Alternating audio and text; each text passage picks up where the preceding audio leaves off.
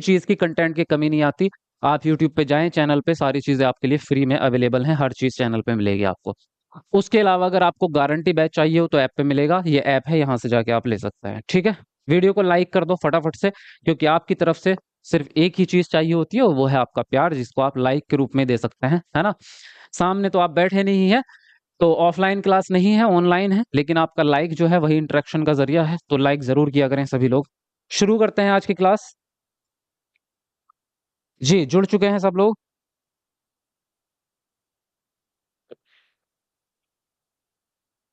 तो आज का पहला प्रश्न बिल्कुल उसी सीरीज में आएगा आपका जिस तरह से पेपर में आता है।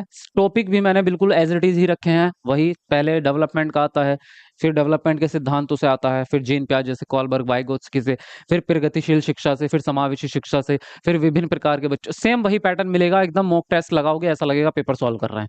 देखो, विकास के बारे में निम्न में से कौन सा कथन सही नहीं है। पहला ऑप्शन है विकास एक खास क्रमानुसार चलता है। दूसरा है विकास विभेदन व एकीकरण के सिद्धांत का पालन करता है। तीसरा ऑप्शन है विकास पैर से सिर की ओर होता है। और फोर्थ है विकास केंद्र से बाहर की दिशा में अग्रसर होता है। पहले आप लोग अपना आंसर कमेंट बॉक्स में लिखेंगे, उसके बाद मैं एक्सप्लेन करूंगा। चलिए तुरंत सब लोग अपना आंसर लिखेंगे। सीटेट का नोटिफिकेशन कब आएगा सर जी? पढ़ने में मन नहीं लगता है, मनोबल कम हो गया है सीटेट। तो मैंने आपको बता तो दिया था, फिर भी आप कंफ्यूज हैं। देखो, आपका मई की स्टार्टिंग में ही आपको नोटिफिकेशन देखने को मिल जाएगा, जैसा कि मैंने आपसे अभी पिछली वीडियो में बताया भी था, है ना। तो आपको नोटिफिकेशन जल्दी देखने को मिलेगा, आप चिंता ना करो और अपनी पढ़ाई को जारी रखो, ठीक है। अगर आपका नोटिफिकेशन लेट भी हुआ तो एग्जाम लेट नहीं होगा, एग्जाम जुलाई में ही होगा। तो ये याद रखना कि एग्जाम जरूर होगा, इसलिए आप लोग अपनी तैयारी करते रहोगे, ठीक है। ये क्लास आपकी 7 बजे डेली चलती है। बीच में हालांकि थोड़ा सा 2-3 दिन में नहीं था, तो अवनीश सर ने क्लास ली है, क्लास आपकी फिर भी हुई है, गैप नहीं हुआ है। तो 7 बजे डेली आपकी लाइव क्लास होती है, शाम को 7 बजे आपको डेली लाइव आना है ना। नए पुराने सभी स्टूडेंट जो है अपना टाइम निकालो और अपनी पढ़ाई करते रहो बेहतरीन तरीके से, समझे। देखिए, यहां पूछा गया है आपसे गलत वाला कथन कि विकास के बारे में कौन सा कथन सही नहीं है। तो विकास के सिद्धांत तो हमने पढ़े हैं, उसी के हिसाब से आंसर देना है। विकास एक क्रमानुसार चलता है, यस। स्टेप बाय स्टेप चरण में चलता है, चाहे आप कोई सा भी सिद्धांत उठा के देखो, जीन प्याजे का देख लो, चरण है ना, पहला चरण, दूसरा चरण, तीसरा चरण। उसी प्रकार से भाषा विकास देख लो, पहले बच्चा रोएगा, फिर कूइंग करेगा, गले से आवाजें निकलती, फिर बबलाना आता है, फिर एक शब्द बोलता है, फिर 2 शब्द, फिर 3 शब्दों वाले वाक्य छोटे छोटे, फिर पूरा पूरा बात कहना स्टार्ट कर। हर चीज चरण में चलती है, तो ये तो आपका सही है। विकास विभेदन और एकीकरण के सिद्धांत का पालन करता है। विभेदन का मतलब है वैयक्तिक विभिन्नता, तो यस, वैयक्तिक विभिन्नता का सिद्धांत है ही है। और एकीकरण का सिद्धांत भी है, ये भी पॉजिटिव है। विकास सिर से पैर की तरफ नहीं चलता, सॉरी, पैर से सिर की तरफ नहीं चलता, बल्कि सिर से पैर की तरफ चलता है, जिसको शीर्षगामी सिद्धांत कहा जाता है। क्या कहते हैं बताओ इसको?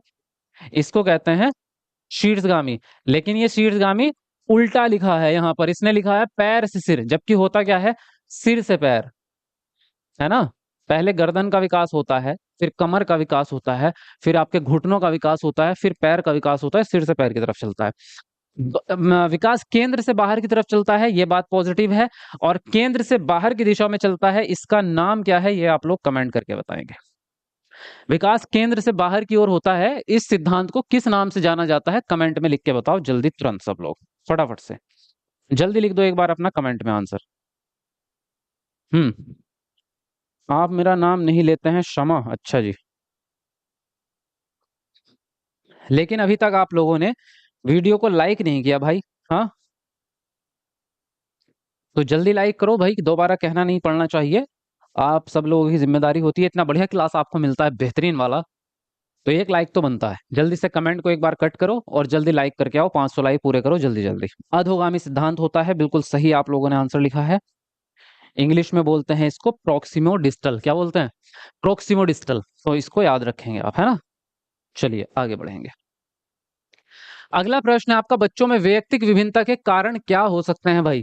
केवल व्यक्ति के वंशानुगत गुण, दूसरा है केवल पालकों के पालन पोषण का तरीका, तीसरा है आनुवंशिकता व पर्यावरणीय कारकों के बीच परस्पर अंतःक्रिया, और डी है केवल बच्चों का भौतिक परिवेश। तो बताएंगे आप कौन सा ऑप्शन सही होगा, लिखेंगे अपना आंसर। चलिए फटाफट से। आज गारंटी बैच में क्लास नहीं, आज थोड़ी ऐप में प्रॉब्लम थी इसलिए नहीं हो पाई। मेरा सीटेट क्लियर है, फिर भी आपकी क्लास देखती हूँ, निशा रानी। अच्छा, फिर भी आप क्लास देखते हैं, चलिए ये तो अच्छी बात है।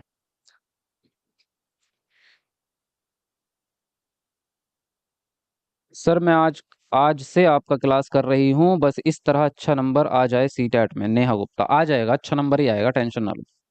रेगुलर क्लासेस करो आप, है ना। देखिए आगे इसने पूछा आपसे क्या व्यक्तिक विभिन्नता के कारण क्या हो सकते हैं। व्यक्तिक विभिन्नता तो आपको पता है कि हर बच्चे में कुछ ना कुछ अलग स्पेशलिटी, अलग विशेषता होती है, वही आपका क्या है, व्यक्तिक विभिन्नता है। किसी बच्चे में जो है भाषा विकास ज्यादा हो गया, एक में दूसरे में भाषा विकास की जगह गणित का विकास ज्यादा है ना।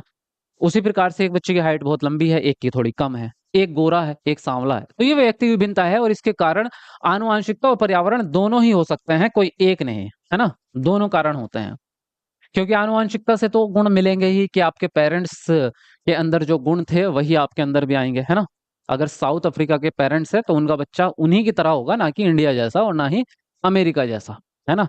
और रही बात भाषा की या किसी और चीज की, वो वातावरण से बदल जाती है। अगर अफ्रीका में बच्चा पैदा हुआ है और आप उसे हिंदुस्तान में ले गए और वो भी उत्तरी भारत में, तो वो हिंदी ही सीखेगा, वो अफ्रीकन भाषा नहीं सीखेगा। तो जहां बच्चा पलेगा बड़ा होगा वहीं की भाषा सीखेगा, वहीं की संस्कृति सीखेगा। तो वातावरण और व्यक्ति आनुवंशिकता दोनों का फर्क पड़ता है, तो सी ऑप्शन यहाँ पर सही हो जाएगा। सर मेरा भी सीटेट क्लियर है आपसे पढ़कर, सुदेश। चलिए कॉन्ग्रेचुलेशन, बहुत बढ़िया।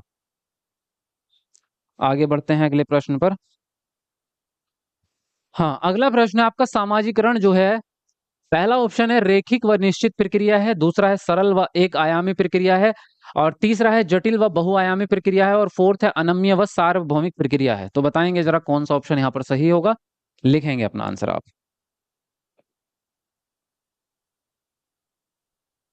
जी।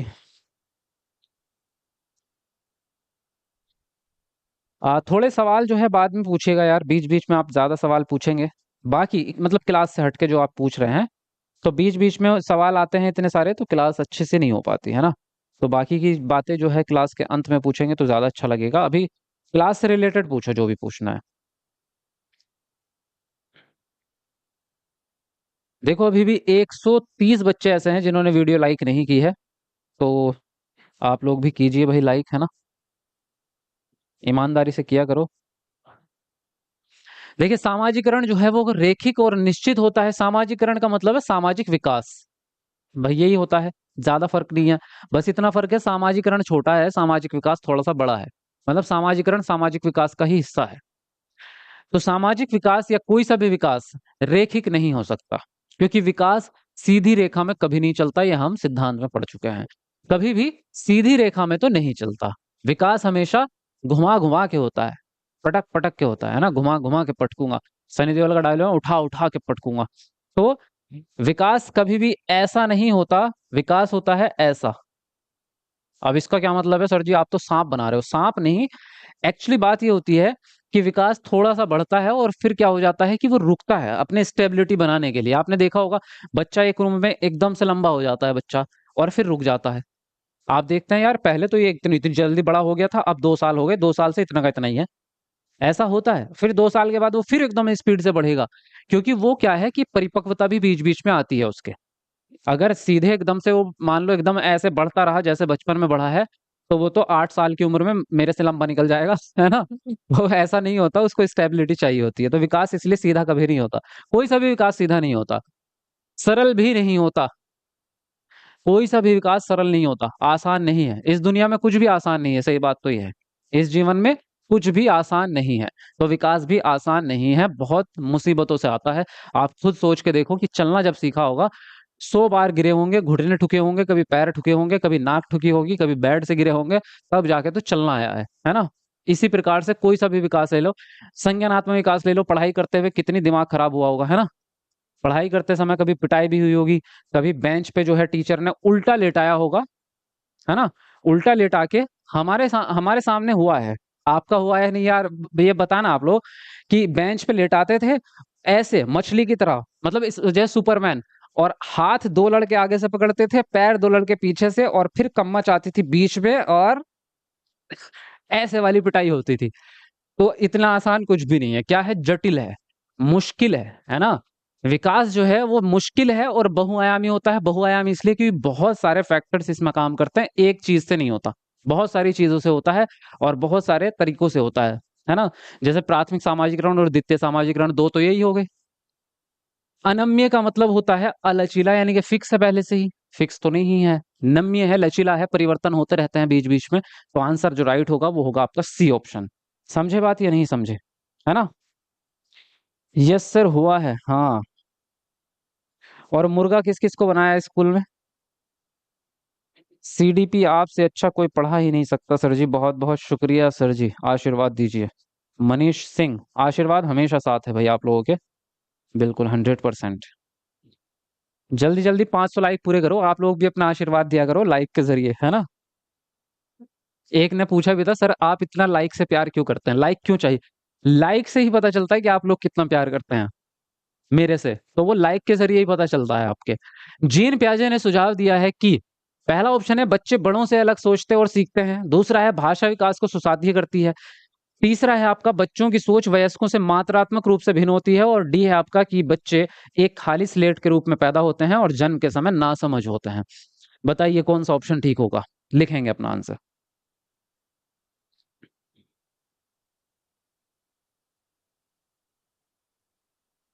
हाँ जी।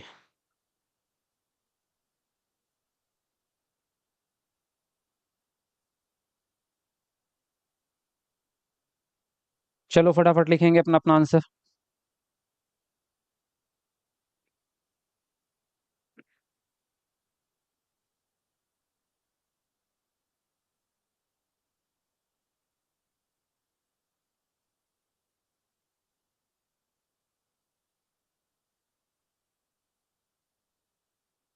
जी हाँ, आजकल के बच्चों को आप पीट नहीं सकते हैं, आजकल तो दंड देना मना है। देखिए जीन प्याजे ने सुझाव दिया कि बच्चे जो है वो बड़ों से अलग सोचते हैं और सीखते हैं। हाँ बिल्कुल सही बात है, पहला ऑप्शन आपका राइट है। जैसे कि हमने एक लाइन पढ़ी है कि बच्चों की सोच बड़ों से गुणात्मक रूप से भिन्न होती है। किस प्रकार से? गुणात्मक रूप से भिन्न होती है, यानी उनके सोचने के तरीके अलग हैं, गुण अलग हैं, है ना? जैसे फॉर एग्जांपल आपका समोसा और ब्रेड पकोड़ा, दोनों की खाने मतलब बनाने के तरीके अलग अलग है ना, है ना? दोनों के तरीके अलग अलग हैं। उसी प्रकार से बच्चा और बड़ा दोनों अलग अलग तरीके से सीखता है, क्योंकि दोनों की विशेषताएं अलग अलग है, तो उन दोनों के गुण अलग हो गए। तो इसी प्रकार से वो कह रहे हैं कि बच्चे जो है बड़ों से अलग सोचते हैं और अलग तरीके से सीखते हैं। कम और ज्यादा वाला जो एक आता है एक ऑप्शन आपका कि बच्चों की सोच जो है वो बड़ों से कम होती है, तो ये कम यानी मात्रात्मक वाला गलत होता है, गुणात्मक वाला सही होता है। भाषा विकास को सुसाध्य करती है, कथन सही है, लेकिन जीन पियाजे के हिसाब से सही नहीं है। ये कथन वाइगोत्स्की के हिसाब से सही है। वाइगोत्स्की बोलते हैं कि भाषा का विकास जो है वो आपके संज्ञानात्मक विकास को बढ़ावा देता है। ये कौन बोलते हैं? वाइगोत्स्की। लेकिन प्रश्न किसके हिसाब से पूछा गया है? जीन पियाजे के। तो बी ऑप्शन गलत हो जाएगा। फिर ये कह रहा है बच्चों की सोच वयस्कों से मात्रात्मक रूप से भिन्न होती है। मैंने अभी क्या बताया आपसे? मात्रात्मक रूप से भिन्न नहीं होती, गुणात्मक रूप से भिन्न होती है। सोचने समझने का तरीका अलग होता है ना? बड़ों को उस काम में बिल्कुल मजा नहीं आता जिसमें बच्चों को मजा आता है, और बच्चों को उस काम में बिल्कुल मजा नहीं आता जिसमें बड़ों को मजा आए। जैसे फॉर एग्जाम्पल, बच्चों को मजा आता है पेड़ पे चढ़ने में, बच्चों को मजा आता है दीवार से जंप करने में, है ना? आता है। बच्चों को मजा आता है मिट्टी में खेलने में, बच्चों को मजा आता है खुद को गंदा करने में, मतलब मिट्टी में लेटेंगे, भागेंगे, दौड़ेंगे, गिरेंगे। बड़े करेंगे क्या ऐसा काम? कभी कर सकते हैं? नहीं कर सकते। तो बड़ों की सोच थोड़ी अलग होती है, छोटों की सोच थोड़ी अलग होती है। और खाली प्लेट वाला जो कॉन्सेप्ट है, खाली स्लेट या खाली प्लेट वाला, ये व्यवहारवादी जो सिद्धांतकार रहे हैं, जैसे पावलोव, थॉर्नडाइक, स्किनर, इनका सिद्धांत, इनका थॉट्स है ये कि बच्चा जो है पहले जब पैदा होगा ना समझ रहेगा, उसको सिखा सिखा के जो है हम इंसान बनाएंगे। ये तो कहते हैं पशु है। ये जो व्यवहारवादी सिद्धांतकार हैं ये कहते हैं कि बच्चा पशु के समान पैदा होता है, उसको इंसान बनाना पड़ता है ना? तो ऐसा नहीं है। आज का जमाना व्यवहारवादी नहीं रहा, अब है रचनावादी। कैसा?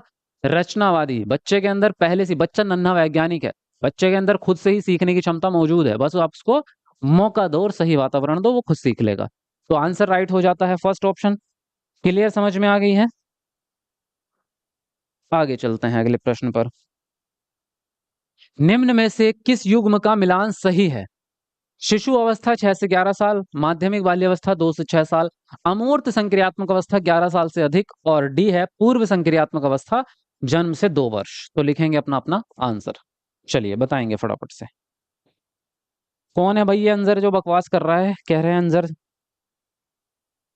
भाई अंजर जो भी हैं आप, तो सुधर जाओ। वरना फिर मंजर हो जाएगा, है ना। कोई भी अगर गलत कमेंट आई तो आपको ब्लॉक कर दिया जाएगा, तो इसलिए पहले ही सुधर जाओ, ठीक है।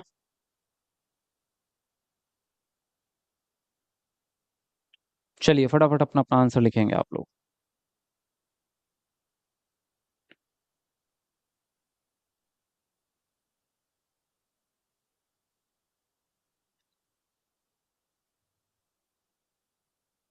चलो 500 लाइक हमारे होने वाले हैं भाई, 7-8 लाइक बच रहे हैं 500 होने में।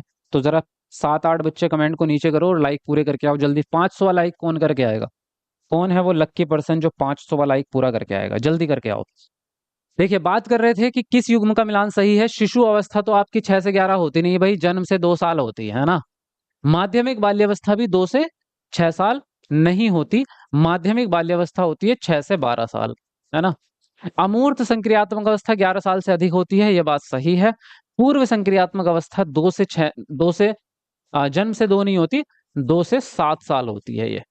तो आपका जो है सी वाला ऑप्शन ठीक है, बाकी सारे के सारे गलत हैं यहाँ पर। ठीक है,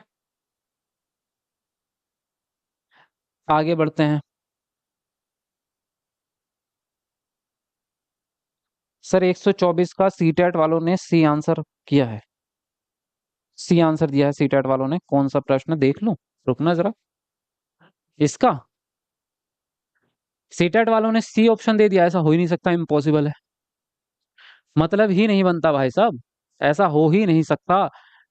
अगर कोई सुप्रीम कोर्ट से आके भी बोलेगा ना कि ये सही है तो मैं तब भी नहीं मानूंगा। अगर सीटेट ने दिया है तो वो गलत दिया है, उस पे वो होना चाहिए आपत्तिजनक, जो वो होती है चैलेंज की, चैलेंज होना चाहिए। गलत, ये आंसर कभी नहीं हो सकता। दुनिया की किसी भी साइकोलॉजी की बुक उठा लाओ, अमेरिका से, रसिया से, कहीं से भी उठा लाओ, ये आंसर राइट नहीं हो सकता, इम्पॉसिबल है। पहला ऑप्शन यहाँ पर राइट होगा। चलिए अगला प्रश्न है, कॉलबर्ग के नैतिक विकास के सिद्धांत की कौन सी एक प्रमुख आलोचना है? यह चरणों को निर्दिष्ट नहीं करता है। दूसरा है यह नैतिक सोच पर सांस्कृतिक कारकों और लिंग के प्रभाव की अवहेलना करता है। तीसरा है यह प्राकृतिक स्थितियों में बच्चों के सहभागी अवलोकनों का उपयोग करता है। और डी है यह नैतिक विकास का एक निश्चित क्रम नहीं देता है। तो बताएंगे आप यहाँ पर कौन सा ऑप्शन सही होगा? लिखिए अपना आंसर।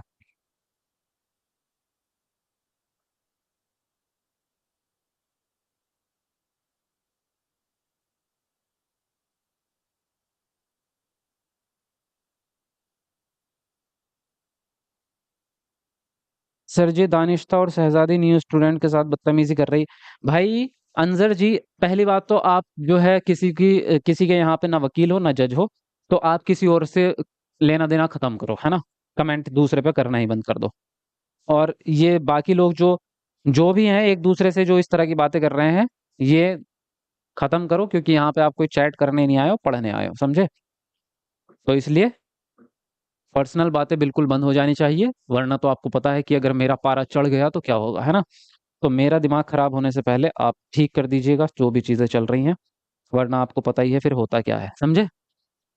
सॉल्बर्ग के नैतिक विकास के सिद्धांतों की कौन सी एक प्रमुख आलोचना है? ये आलोचना मतलब कि उसकी कमी क्या है, बाकी लोगों ने जो दूसरे वैज्ञानिकों ने उसके सिद्धांत में कमी निकाली वो क्या कमी है? तो वो कमी ये है कि इन्होंने और लिंग के प्रभाव को मना कर दिया, यानी कि इन्होंने सिर्फ पुरुष पक्ष को दर्शाया है, नारी पक्ष को नहीं दर्शाया है। तो दिक्कत ये हुई कि अब नारी पक्ष की नैतिकता थोड़ी अलग हो सकती है, उनकी नजर में थोड़ा अलग चीजें हो सकती हैं, जो कि होती हैं थोड़ी थोड़ी, कुछ चीजें होती है।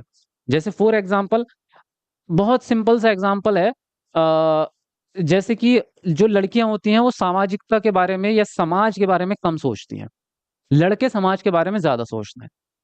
आप एक बहुत छोटा सा एग्जाम्पल ले लो, आप जैसे बाहर आप घूमने निकलेंगे ना, तो लड़का क्या बोलता है कि भाई यहाँ पे कोई गलत काम मत करना, इस यहाँ मेरी इज्जत है ना। लड़का हमेशा ये बोलते हुए आपको दिखेगा, चाहे हो या ना हो उसकी इज्जत, वो बात का मैटर है। लेकिन लड़का के दिमाग में ये बात रहती है कि वो अपने मोहल्ले में भी निकलेगा ना, और कहीं पे सड़क पे कुछ खाने के लिए अगर खड़ा हो गया, तो और उसके साथ में दूसरी उसके साथ में उसकी लड़की है, तो वो ये बोलेगा कि भाई गलत हरकत मत करना, देख यहाँ पे मेरी इज्जत है ना। ऐसा आपने सुना होगा कहीं ना कहीं, अक्सर ऐसा होता है। लड़कियां सामाजिक रूप से कम सोचती हैं, लड़के ज्यादा सोचते हैं, तो ये नैतिक विकास का ही एक हिस्सा है। सच बात ये है। उसी प्रकार से अगर कभी ऐसी स्थिति बन जाए फिर आप कहोगे कि सर भाई ऐसे वाले एग्जाम्पल मत दिया करो, लेकिन आपकी साइकोलॉजी जो है वो दैनिक जीवन से जुड़ी है, तो एग्जाम्पल देने में कोई बुराई नहीं है। जब लव मैरिज वाली सीन आता है तो लड़का ज्यादा सोचता है लड़की से। लड़की ने एक बार डिसीजन ले लिया तो ले लिया, फिर उसको उसका बाप क्या, उसका पूरी गांव भी आ जाएगा, नहीं रोक सकता। एक बार अगर डिसीजन ले लिया, पहले तो लेती नहीं है, और अगर डिसीजन ले लिया तो फिर उसको आर्मी भी नहीं रोक सकती है ना। लेकिन लड़का थोड़ा दिमाग में ये चीज रखता है कि यार मेरे बाप का क्या होगा, मेरा ये वो इज्जत फलाना ढिमकाना, वो थोड़ा सामाजिकता की चीजें ज्यादा सोचता है। तो थोड़ा नैतिकता वाली चीजें अलग अलग हो जाती हैं। फिलहाल ये बात यहाँ तक खत्म हो जाती है। लेकिन बात यह है कि ये बात कॉलबर्ग ने नहीं सोची, ये बात हम सोच रहे हैं लेकिन कॉलबर्ग ने नहीं सोची। तो इसलिए इनकी यही जो है क्या कर दी गई है, अवहेलना कर दी गई है। चलिए आगे बढ़ेंगे अगले प्रश्न पर। अंजर भाई, एक बात बताओ यार, तुम लड़कियों से किसी ने दिल विल तोड़ दिया कि तुम्हारा, ये किसी ने बहुत तगड़ा वाला काटा है? मुझे आपकी कमेंट से ऐसा लग रहा है जैसे लड़कियों का नफरत करते हो आप। हाँ, तो दिक्कत क्या है? यहाँ पढ़ाई करो, यहाँ कोई भी चीज पर्सनल नहीं है। मैं एग्जाम्पल भी अगर दूंगा ना, तो ना इधर के एग्जाम्पल होते हैं ना उधर के, हमारे कॉमन एग्जाम्पल है। और आपके बारे में नहीं है, मेरे बारे में नहीं है, किसी थर्ड पार्टी के बारे में है जो इमेजिनेशन की जा रही है केवल। तो यहाँ किसी को भी पर्सनली टारगेट करना अपराध है, समझे आप, क्राइम है। तो अगर इस तरह की कमेंट मुझे दोबारा दिखी तो मैं तुम्हें सीधा ब्लॉक कर दूंगा। एक स्टूडेंट कम होने से मेरा कुछ नहीं बिगड़ने वाला। अगर दोबारा इस तरह की कोई कमेंट आ गई तो अंजर का मंजर बना दूंगा। और बता रहा हूं मैं, फिर मेरे को गुस्सा मत दिलाओ, है ना। तो प्यार के साथ पढ़ लो जब पढ़ने आए हो। समझ में आ रही है बात? चलिए, लेव वाइगोत्स्की का मानना था कि पहला ऑप्शन है, बच्चों को जो प्रस्तुत किया जाता है वे निष्क्रिय रूप से पुनरुत्पादन करते हैं। दूसरा है, बच्चे बड़े की मदद से अपनी समझ खुद बनाते हैं। तीसरा है, बच्चे उद्दीपन व प्रतिक्रिया का अनुकूलन करके सीखते हैं। डी है आपका, बच्चे तब सीखते हैं जब उन्हें उपयुक्त भौतिक इनाम प्रदान किए जाते हैं। बताइए कौन सा ऑप्शन यहाँ पर सही होगा, फटाफट लिखेंगे।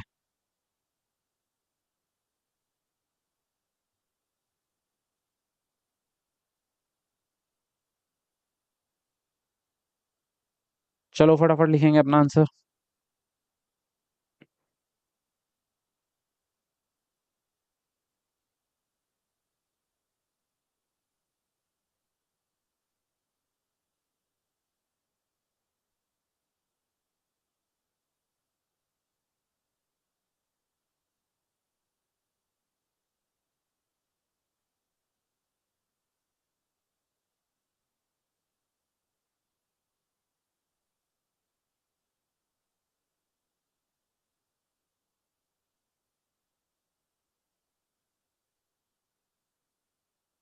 देखिए, आपसे पूछा गया है वाइगोत्स्की का क्या मानना है। वाइगोत्स्की पहली बात तो रचनावादी सिद्धांतकार हैं, ये बात तो आपको याद हो ही गई होगी, है ना। वाइगोत्स्की, जेन पियाजे, कॉलबर्ग, तीनों ही रचनावादी हैं। बच्चों को जो प्रस्तुत किया जाता है वे निष्क्रिय रूप से पुनरुत्पादन करेंगे। निष्क्रिय से तो कर नहीं सकते, बच्चे निष्क्रिय होने होंगे नहीं आज की शिक्षा में कहीं भी, चाहे वाइगोत्स्की हो या ना हो। बच्चे बड़े की मदद से अपनी समझ खुद बनाते हैं, ये आंसर आपका राइट होगा। बड़ों की मदद का मतलब होता है आपका क्या, आपका पाड़, जिसको आप कहते हैं स्कैफोल्डिंग। क्या बोलते हैं? स्कैफोल्डिंग। तो बड़े जो बच्चों की मदद करते हैं उसको स्कैफोल्डिंग का कहते हैं। और बच्चे अपनी समझ बनाएंगे खुद ही, यानी वो भी रचनावाद है, लर्निंग बाय डूइंग से सीखेंगे। लेकिन सिर्फ उनको मदद चाहिए होती है, जिसको हिंट बोलते हैं। और वाइगोत्स्की के शब्दों में उसको पाड़ कहते हैं या आलंबन। बच्चे उद्दीपन प्रतिक्रिया से सीखेंगे, तो उद्दीपन और प्रतिक्रिया जहां भी आएगी वो समझो व्यवहारवाद है। जो थॉर्नडाइक का सिद्धांत है बिल्ली वाला, वहां पे उद्दीपन दिया जाता है बाहर से। वही सेम चीज है, अनुकूलन वाली बात जहां आती है ये व्यवहारवाद है। बच्चे तब सीखेंगे जब इनाम दिया जाएगा। इनाम देना, सजा देना, पुरस्कार देना, ये सब निगेटिव टैग वर्ड है, मैंने आपको बता दिया था, ये सब बाह्य अभिप्रेरणा है। तो इसलिए यहाँ पर सेकंड ऑप्शन आपका राइट होगा, है ना। चलिए आगे बढ़ते हैं। लेव वाइगोत्स्की ने संज्ञानात्मक विकास के सिद्धांत में किस चीज को, खाली स्थान में जो भी शब्द आएगा, जैसे मनोवैज्ञानिक उपकरणों को बहुत महत्वता दी है। भाषा को, कैलेंडर को, कैलकुलेटर या मोबाइल। तो बताएंगे यहाँ पर कौन सा ऑप्शन सही होगा। चलिए तुरंत अपना आंसर लिखेंगे। जी वालेकुम अस्सलाम जिया।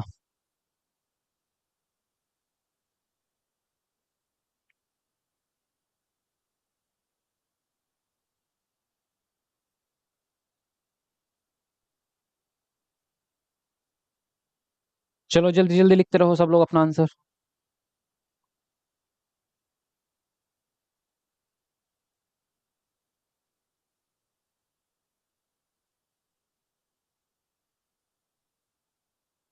देखिए इसने क्या बोला आपसे, संज्ञानात्मक विकास के सिद्धांत में वाइगोत्स्की का संज्ञानात्मक विकास का सिद्धांत कौन सा है बताओ।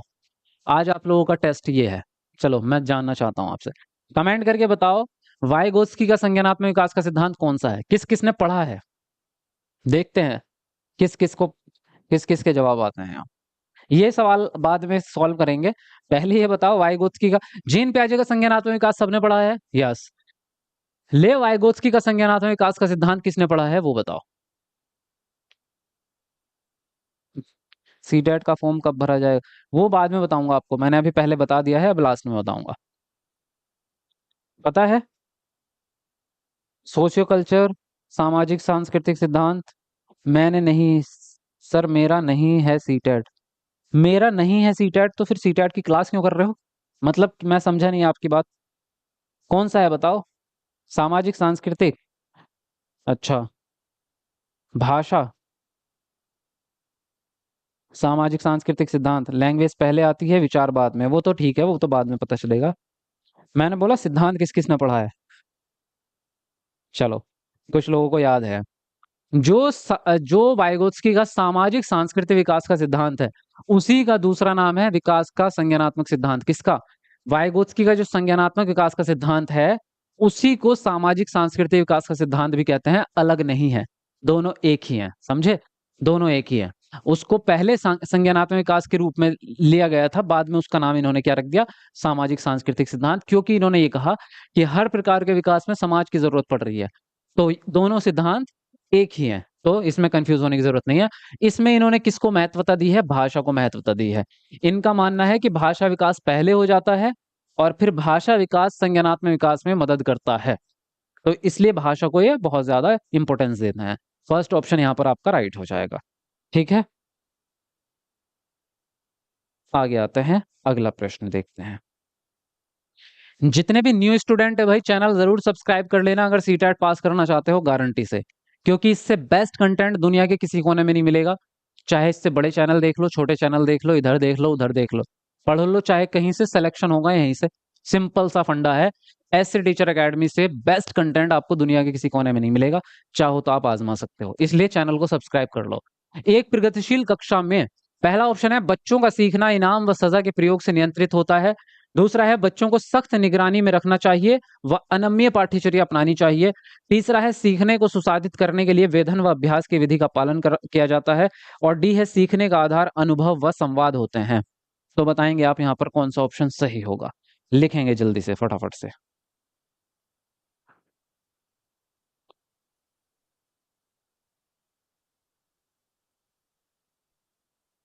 लाइक भी करते रहो भाई, जितने लोग बाद में आए हैं अभी लाइक नहीं किया है जिन लोगों ने, तो वीडियो को लाइक भी कर दीजिए भाई। इतनी बढ़िया क्लास है तो लाइक तो करना चाहिए आपको। जल्दी जल्दी लिखिए सब लोग अपना आंसर।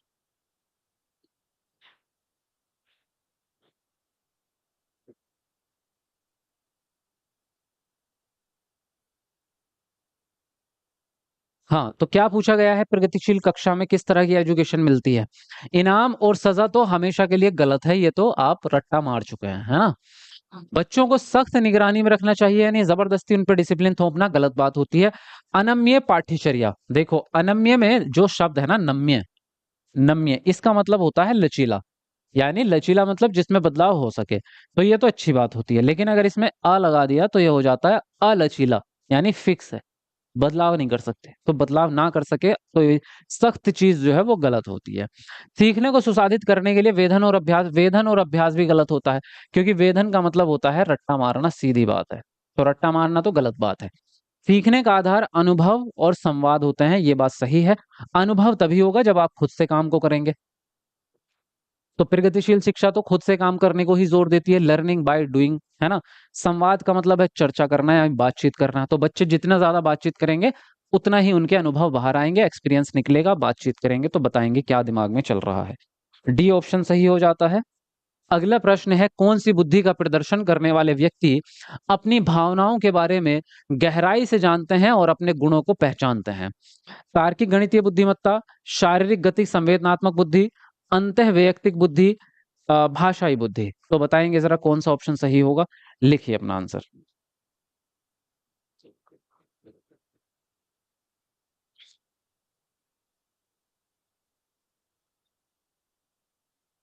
चलो जल्दी जल्दी बताओ अपना अपना आंसर।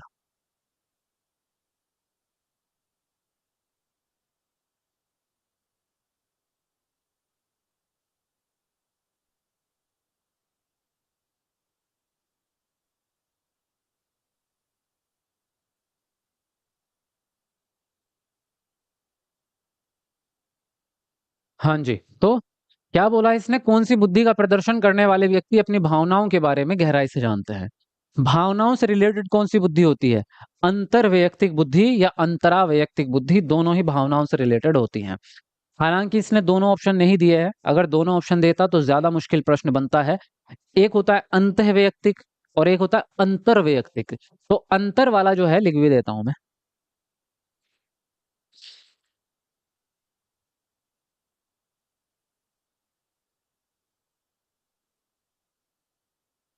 ये वाला जो होता है ना, अंतर वैयक्तिक, ये होता है दूसरों के लिए, ये होता है जब आप दूसरों की भावनाओं को समझ पाए। और जो ये वाला है, ये होता है जब आप अपनी भावनाओं को समझ पाए। इंग्लिश में इसको इंट्रापर्सनल कहते हैं और इस वाले को इंटरपर्सनल कहते हैं। क्या कहते हैं इसको? इंटरपर्सनल। ठीक है, तो यहाँ पर जो है सी ऑप्शन राइट हो जाता है। बाकी तो नाम से ही समझ में आ जाते हैं। तर्क गणितीय मतलब बच्चे में तार्किक बुद्धि ज्यादा है, मतलब रीजनिंग अच्छी आती होगी, कैलकुलेशंस गणित के काम अच्छे से कर लेगा। शारीरिक गतिक संवेदनात्मक मतलब भागम दौड़ी या शरीर से करने वाले काम, जैसे क्रिकेट खेलना, बॉल फेंकना, डांस करना, एक्टिंग करना, ये शरीर वाले काम है। भाषाई बुद्धि मतलब बोलने में अच्छा होगा, लिखने में अच्छा होगा, कहानियां अच्छी सुना पाएगा, है ना, भाषण अच्छा दे सकता है। तो वो तो नाम से समझ में आ जाता है। सी ऑप्शन यहाँ पर आपका राइट हो जाता है। 8 बजे की क्लास होगी या नहीं होगी? आज नहीं होगी, क्योंकि जो आपके अवनीश सर हैं उनको हो रखा है बुखार, वो पड़े हैं फीवर में। तो इसलिए आज अवनीश सर की क्लास नहीं हो पाएगी। हाँ, तो शिक्षकों का कौन सा व्यवहार बच्चों में जेंडर रूढ़िवादिता पक्षपात कम करने में मदद करेगा? पहला ऑप्शन है कक्षा में केवल लड़कों को भारी कुर्सी मेज उठाने को कहना। दूसरा है खेल के लिए गुड़िया व घर केवल लड़कियों को देना। तीसरा है देखभाल करने वाले व्यवसायों का जिक्र केवल औरतों के संदर्भ में करना। और डी है सभी जेंडर में स्वायत्ता व सहानुभूति के गुण विकसित करना। तो बताएंगे आप यहाँ पर कौन सा ऑप्शन सही होगा? फटाफट से लिखिए अपना अपना आंसर।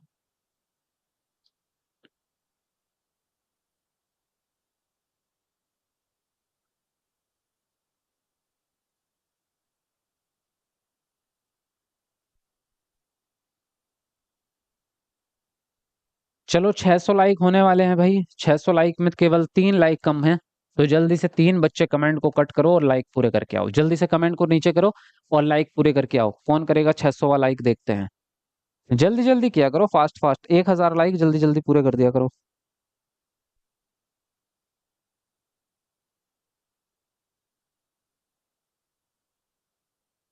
हाँ, देखो क्या पूछ रहा है आपसे। आपसे पूछ रहा है कि कौन सा व्यवहार है जो बच्चों में जेंडर पक्षपात को कम कर सकता है। तो कक्षा में केवल लड़कों को, जब बात किसी एक जेंडर की आएगी तो जाहिर सी बात है उससे पक्षपात कम तो नहीं होगा, बढ़ेगा ही बढ़ेगा। घर में दो भाई बहन हैं, अगर केवल एक पे ही आप ध्यान देते हैं या कोई भी चीज, मान लो पापा जो है वो बेटी से ही ज्यादा प्यार करते हैं, बेटी को जो है क्या है, कभी गिफ्ट ला के दे रहे हैं कभी कुछ, और बेटे को कह रहे हैं थप्पड़ मार के चल वो काम कर जाके। तो सीधी बात है कि एक पे अगर ध्यान जा रहा है किसी एक पे, तो वो पक्षपात है, वो भेदभाव है। तो यहाँ पे ये कहना कि केवल लड़कों को, अब आगे चाहे कोई भी ऑप्शन हो, ये गलत ही माना जाएगा आपका। और यहाँ पे भी खेल के लिए गुड़िया व घर केवल लड़कियों को, जहां पे भी केवल लड़के केवल लड़कियां, तो ये गलत ही माना जाएगा। किसी एक जेंडर पे ध्यान नहीं देना, आपको सभी पे ध्यान देना है। देखभाल करने वाले व्यवसायों का जिक्र केवल औरतों के संदर्भ में करना, गलत। सभी जेंडर में स्वायत्ता व सहानुभूति के गुण विकसित करना, यही सही आंसर होगा। क्योंकि यहाँ पे बात हम सभी जेंडर की कर रहे हैं और सभी जेंडरों में क्या कर रहे हैं, सहानुभूति भी कर रहे हैं, स्वायत्तता मतलब स्वतंत्रता ही होती है, सेल्फ रेस्पेक्ट या सेल्फ अपना जो सेल्फ है, आप खुद को कितना जानते हैं, उसी को स्वायत्तता कहते हैं। तो स्वायत्तता का गुण विकसित करना ही आपके लिए बहुत बेहतरीन रहेगा। तो यहाँ पर डी वाला ऑप्शन आपका सही हो जाएगा। ठीक है, समझ गए आप?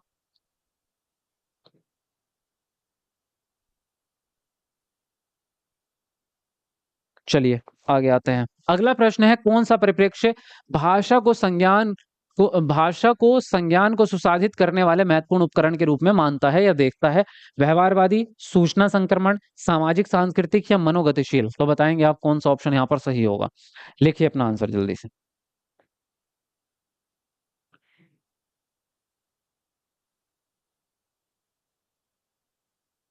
ऐसा कुछ नहीं है सर, मेरे पापा मुझे बहुत प्यार करते हैं। फवाद आलम। अरे तो फवाद जी, मैंने आपसे थोड़ी कहा कि आपके पापा प्यार नहीं करते आपसे, मैं तो जानता भी नहीं आपके पापा को। मैं तो एग्जाम्पल दे रहा हूँ कि अगर ऐसा हुआ तो। मैंने ये भी तो बोला यदि तो, यदि ऐसा हुआ तो। मैंने किसी को थोड़ा बोला है कि कौन क्या कर रहा है।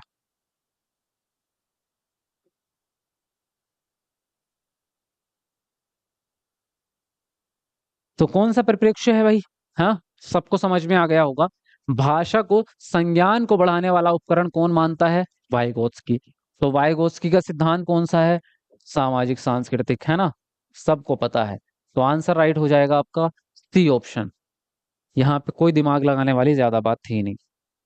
अगला प्रश्न है, कक्षा में विविधता को समायोजित करने के लिए निम्नलिखित में से कौन एक प्रभावी रणनीति नहीं है? पहला ऑप्शन है सामाजिक और सांस्कृतिक संदर्भ का पता लगाना। दूसरा है छात्रों की विभिन्न पृष्ठभूमियां भूमियों के अनुरूप शिक्षा शास्त्र। तीसरा है ऐसे विविध उदाहरण प्रदान करना जो सभी विद्यार्थियों के लिए अर्थपूर्ण हो। और डी है निर्देशों के मानक सेट का उपयोग करना और शिक्षार्थियों की पृष्ठभूमि को अनदेखा करना। तो बताइए कौन सा ऑप्शन यहाँ पर सही होगा। लिखिए अपना आंसर। जी सर, आप सबका मैसेज नहीं पढ़ते हैं भाई। सबका मैसेज कैसे पढ़ सकता हूँ, इतने सारे कमेंट एक साथ पढ़ना मुश्किल है। तो एक एक करके ही पढ़ सकता हूँ।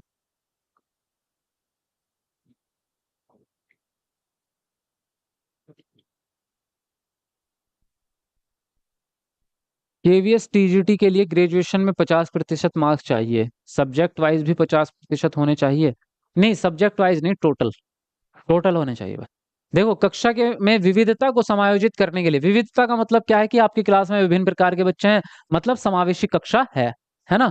इसने लेकिन आपसे जो प्रश्न पूछा है वो पूछा है कि कौन सी रणनीति सही नहीं है। निगेटिव वाला आपको छांटना है।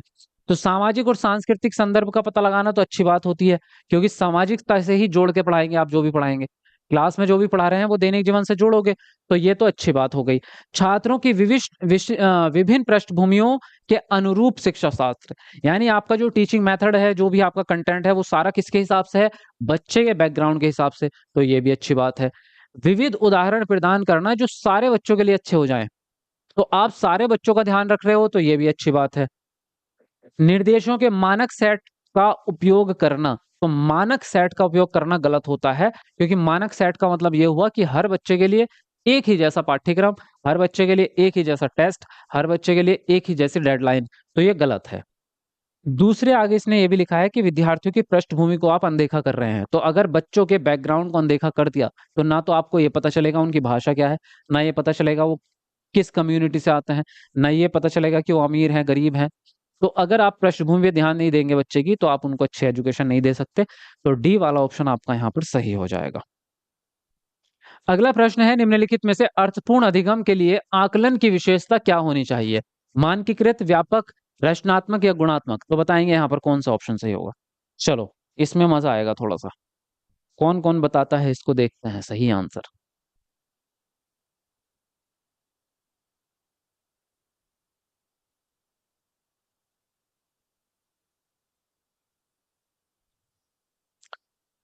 मेरा नाम तो सर कभी नहीं लेते हैं। ज्योति कुमारी, अच्छा। नहीं, ऐसा नहीं है कि नाम नहीं लेते हैं।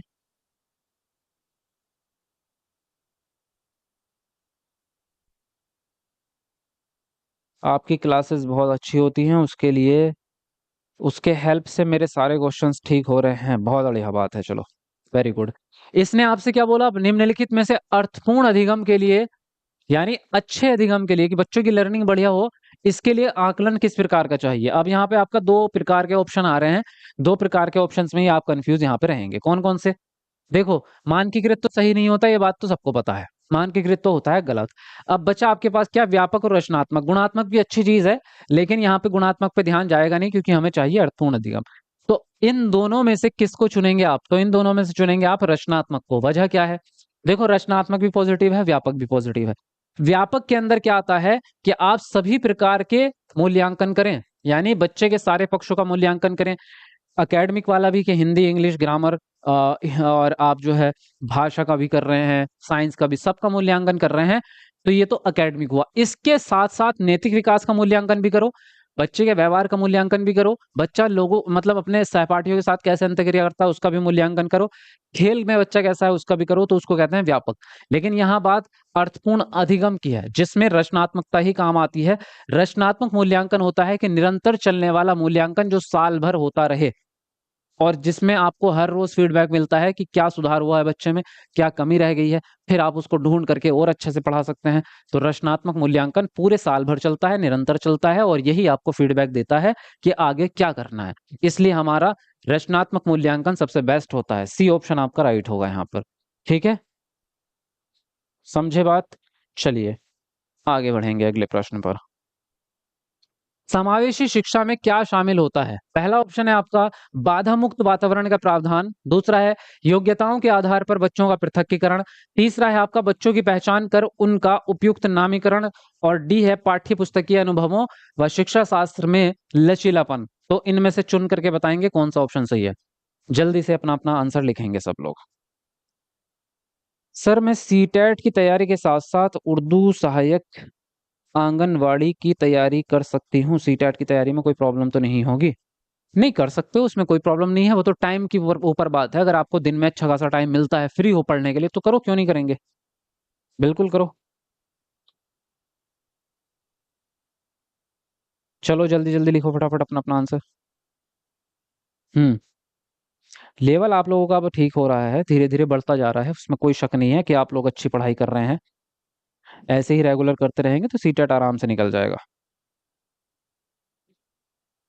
हाँ जी सर, मेरे सारे क्वेश्चन सही हुए तो मुझे क्या गिफ्ट देंगे? अच्छा, गिफ्ट अभी तो नहीं मिलेगा आपको, पहले सीटेट को पास करके दिखाओ तब गिफ्ट मिलेगा। केवल एक टेस्ट पास करने से नहीं मिलेगा। जब सीटेट में आपके नंबर बढ़िया आएंगे तो आपको गिफ्ट मिलेगा जो आप चाहेंगे फिर। समावेशी शिक्षा में क्या शामिल है? बाधा मुक्त वातावरण, यस। यानी आपके वातावरण में कोई रुकावट ना हो, चाहे वो किसी भी प्रकार की, ना तो वो एकेडमिक होनी चाहिए, ना ही फिजिकल होनी चाहिए कि आपके रास्ते में मतलब सीढ़ियां ही अच्छी नहीं है, बच्चों के लिए रैंप बने हुए नहीं है स्कूलों में, इस तरह की चीजें ना हो। तो बाधा मुक्त वातावरण होना चाहिए, यस। योग्यताओं के आधार पर बच्चों का पृथक्कीकरण, बच्चों को अलग करना समावेशी शिक्षा के बिल्कुल खिलाफ है, क्योंकि समावेशी शिक्षा में एक साथ पढ़ते हैं। बच्चों की पहचान कर उनका नामीकरण, नामीकरण करना भी गलत होता है आपका। तो पाठ्य पुस्तकीय अनुभवों व शिक्षा शास्त्र में लचीलापन होना जरूरी है।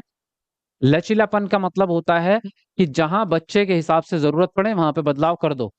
तो बच्चे के हिसाब से बदलाव करोगे तो बच्चे के लिए पॉजिटिव रहेगा, और लचीलापन हमेशा पॉजिटिव टैगवर्ड के अंदर आएगा। तो पहला और चौथा सही है, यानी ए ऑप्शन आपका राइट है। ठीक है, समझ गए बात? यस और नो? बता भी दिया करो यार, कमेंट करके तो बताया करो ना कि बात समझ में आ रही है, क्लास अच्छी है, नहीं है, कोई डाउट है कि नहीं है, बता तो रहो, बताते तो रहो कम से कम। अगला प्रश्न है, छात्रों के विविध समूह के साथ बातचीत करते समय एक शिक्षक को क्या नहीं करना चाहिए? तो पहली बात तो यह है कि चर्चा को प्रोत्साहित, और ये शायद एक्स्ट्रा आ गया है ना? हाँ ठीक है। दूसरा है आपका अपने स्वयं के पूर्वाग्रहों और रूढ़िवादियों पर चिंतन करना। तीसरा है एक समान पाठ्यक्रम और मानकीकृत मूल्यांकन लागू करना।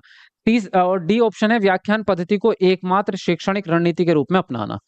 तो बताएंगे आप यहाँ पर कौन सा ऑप्शन सही होगा? चलिए बताएंगे आप।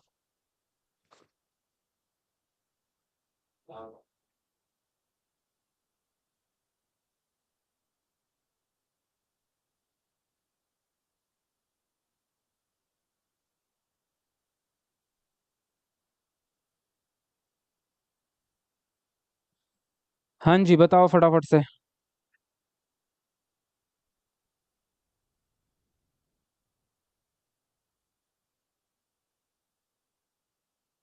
हाँ, देखिए इसने आपसे बोला है कि विविध समूह के साथ बातचीत करते समय एक टीचर को क्या नहीं करना।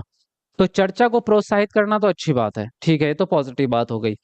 अब अपने स्वयं के पूर्वाग्रहों और रूढ़ियों पर चिंतन करना ये भी अच्छी बात है कि बच्चे टीचर के दिमाग में अगर कोई पुराने ख़यालात वाली चीज़ें हैं, रूढ़िवादिता वाली चीज़ें हैं, तो उसको सोचे, समझे और इस पे चिंतन करके उसको ठीक करे। फिर कह रहे हैं एक समान पाठ्यक्रम लागू करना गलत होता है भाई। और व्याख्यान पद्धति को एकमात्र शैक्षणिक रूप में अपना लेना ये भी गलत है। इसके 2 आंसर राइट हो रहे हैं। इसमें 2 बातें गलत हैं, इसका मतलब इसी प्रश्न में गड़बड़ है। इसमें जो है स्टार लगेगा, आपको सभी को कॉमन मार्क्स मिलेगा या तो नहीं मिलेगा। इसमें दोनों ही बातें ये गलत हैं आपकी, 2 ऑप्शन गलत हैं इसमें। ठीक है? तो सी और डी दोनों ही, जिन्होंने भी सी दिया है और डी दिया है उन दोनों को नंबर मिलेंगे, ठीक है? चलिए, आगे आते हैं अगले प्रश्न पर। अभिकथन ए है आपका, पठन वैकल्य से जूझ रहे बच्चों के सीखने को सुगम बनाने के लिए शिक्षकों को पुस्तकों के अलावा विभिन्न प्रकार के संसाधनों का प्रयोग करना चाहिए व उन्हें लिखित परीक्षा में अतिरिक्त समय देना चाहिए। और तर्क है कि पठन वैकल्य की चुनौती वाले विद्यार्थियों को कठिनाई पढ़ने में कठिनाई होती है।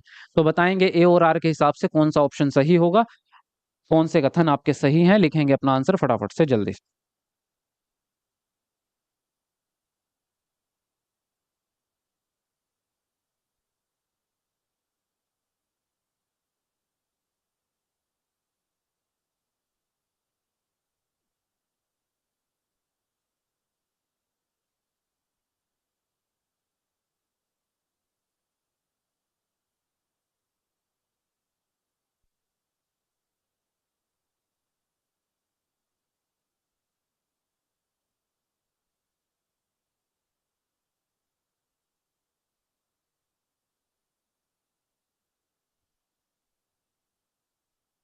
हाँ, 1 सेकंड भाई, 1 सेकंड रुकेंगे, ज़रा थोड़ा-सा काम है।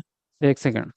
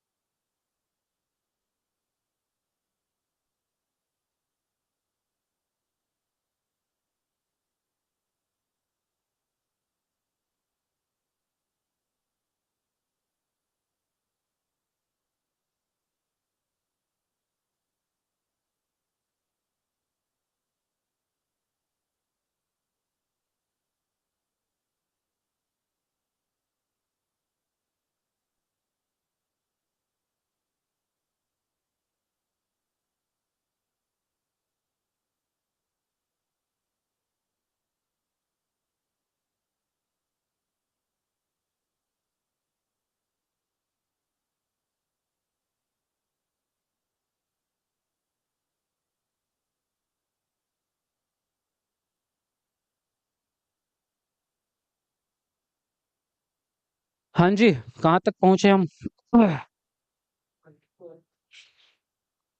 चलिए, तो यहाँ से हमारा बात चल रही थी पठन वैकल्य यानी डिसलेक्सिया। डिसलेक्सिया से जूझ रहे बच्चों के सीखने को सुगम बनाने के लिए शिक्षकों को पुस्तकों के अलावा विभिन्न प्रकार के संसाधन का प्रयोग जो कि टीएलएम होते हैं। विभिन्न प्रकार के संसाधनों में टीएलएम भी आ सकता है और टीएलएम के अलावा आपके टीचिंग मेथड में भी चेंजेस आ सकते हैं। संसाधन का मतलब ये होता है टीएलएम के साथ साथ जो शिक्षण रणनीतियां हैं वो भी संसाधन ही है एक तरह से। तो आपका अगर उसमें विभिन्न प्रकार के आ रहे हैं तो इसमें कोई दिक्कत नहीं है, अच्छी बात है। दूसरी बात, अतिरिक्त समय देना इनके लिए ज़रूरी होता है, जो कि सरकारी एग्ज़ाम्स जो होते हैं हमारे उसमें भी अगर आप देखोगे उसमें भी थोड़ा ज़्यादा समय इनको दिया जाता है। वजह ये है कि इनको पढ़ने में थोड़ा ज़्यादा समय लगता है, तो प्रश्न का आंसर देने में भी थोड़ा ज़्यादा समय लगेगा, तो इसलिए इनको अतिरिक्त समय दिया जाता है। तो पहला ऑप्शन तो आपका राइट है। फिर कह रहे हैं पठन वैकल्य की चुनौती वाले विद्यार्थियों को पढ़ने में दिक्कत होती है, तो सही बात है ये तो। और दोनों में ही डिसलेक्सिया की बात चल रही है और जब दोनों ऑप्शन में सेम बात चले तो क्या होता है कि व्याख्या सही हो जाती है, इसलिए आंसर राइट होता है फर्स्ट ऑप्शन आपका। ठीक है, ए और आर दोनों सही है और आर व्याख्या सही करता है ए की। ठीक है, चलिए आगे बढ़ेंगे अगले प्रश्न पर। अगला प्रश्न है कौन सा उदाहरण सहायिकी तकनीकी का इस्तेमाल करते हुए दृष्टिबाधित विद्यार्थियों की मदद करेगा? पहला ऑप्शन है हेडफोन, दूसरा है चित्र आधारित वर्कशीट, तीसरा ऑप्शन है पढ़ने और लिखने के लिए ब्रेल लिपि और फोर्थ है आपका श्रवण में मदद करने का उपकरण। तो बताएंगे आप कौन सा ऑप्शन सही होगा, जल्दी से अपना आंसर लिखेंगे।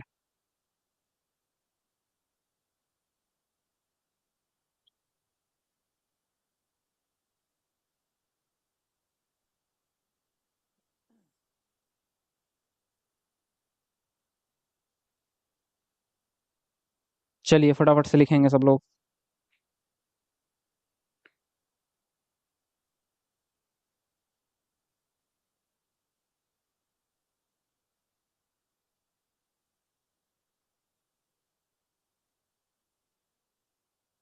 कौन सा उदाहरण सहायिकी तकनीक का इस्तेमाल करते हुए दृष्टिबाधित बच्चों की मदद करेगा? दृष्टिबाधित बच्चों के लिए कौन सी चीज इनमें से हेल्पफुल है? फिलहाल इतना सा प्रश्न है। हेडफोन जो है वो सुनने के काम आता है ना? कुछ लोगों के दिमाग में आएगा पहला ऑप्शन भी, लेकिन हेडफोन आवाज बढ़ाने के लिए होता है, तो उनको आवाज में तो कोई दिक्कत है नहीं, उनको तो देखने में दिक्कत है, तो सुनने वाली चीज नहीं चाहिए उनको, क्योंकि वो बिना हेडफोन के भी सही सही सुन सकते हैं। चित्र आधारित वर्कशीट इसको वो देख नहीं पाएंगे, तो ये किसी काम की नहीं है उनके लिए। पढ़ने और लिखने के लिए ब्रेल लिपि का इस्तेमाल करेंगे, ब्रेल प्रणाली का, ये उनकी सहायता करेगा दृष्टिबाधित बच्चों की। तो सी ऑप्शन यहाँ पर राइट होगा। श्रवण में मदद करने वाला कोई भी उपकरण उनको जरूरत ही नहीं है, क्योंकि उनको सुनने में दिक्कत भी नहीं है। तो आंसर जो राइट होगा यहाँ पर सी ऑप्शन आपका सही हो जाएगा। ठीक है, चलिए आगे बढ़ेंगे। निम्नलिखित में से रचनात्मकता के विशिष्ट संकेत कौन से हैं? पहला ऑप्शन है जिज्ञासा, दूसरा है स्वतंत्रता, तीसरा अनुकूलनशीलता, चौथा है आपका उच्च स्तर की एकाग्रता और फोर्थ है आपका बारंबार अभ्यास की आवश्यकता। तो बताइए यहाँ पर कौन सा ऑप्शन सही होगा। चलिए तुरंत अपना आंसर लिखेंगे आप लोग।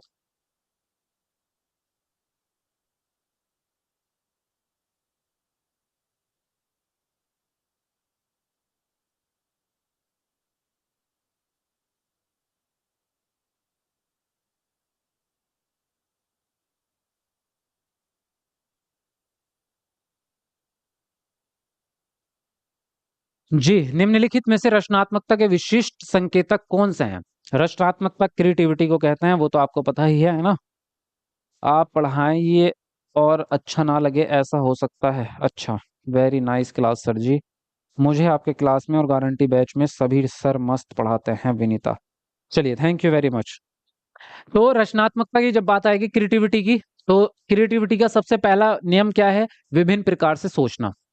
क्रिएटिविटी का सबसे पहला नियम विभिन्न प्रकार से सोचना और नए आइडिया दिमाग में आना। सृजनात्मकता उसी को कहते हैं कि नया कितना आइडिया आपके दिमाग में आ सकता है।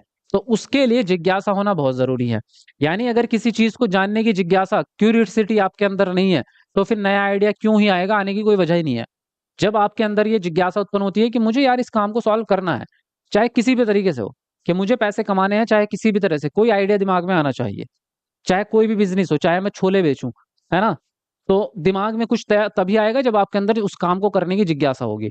स्वतंत्रता भी चाहिए। मान लो जिज्ञासा आपके अंदर है और आपके अंदर जो है आ रहा है कि मुझे करना है ये काम, लेकिन घर वाले आपको स्वतंत्र छोड़ ही नहीं रहे। घर वाले कह रहे हैं यही काम कर जो हम कर रहे हैं, तुझे अलग से कुछ नहीं करना, तो आप कहाँ से कर लोगे, कोई फायदा नहीं होगा। इसलिए स्वतंत्रता होना भी जरूरी है, तभी नए नए आइडियाज आएंगे जब बच्चा स्वतंत्र रहेगा। अनुकूलनशीलता भी जरूरी है, यानी कि अगर कुछ चेंजेस करना हो, लचीलापन को ही अनुकूलनशीलता भी कहते हैं, कुछ चेंज अगर करना हो तो आप कर सकें अपने स्किल्स में, अपनी सोच में, या जिस चीज में भी। उच्च स्तर की एकाग्रता यानी अटेंशन, यानी आपका फोकस एकदम क्लियर होना चाहिए कि मुझे ये काम करना है, तो एकाग्रता भी जरूरी है। बारंबार अभ्यास करने की जरूरत इसमें नहीं पड़ती आपको। नए आइडिया के लिए बार बार नहीं करना है एक ही काम को। हम सृजनात्मकता का मतलब तो ये है कि नया आइडिया लाना है, पहले ही आइडिया को बार बार रिपीट नहीं करना, बल्कि नया आइडिया लाना है। तो यहाँ पे आंसर जो राइट होगा आपका सी ऑप्शन होगा। 1 2 3 4, 4 चरण इसमें, यानी 4 ऑप्शन इसमें सही हैं आपके। ठीक है,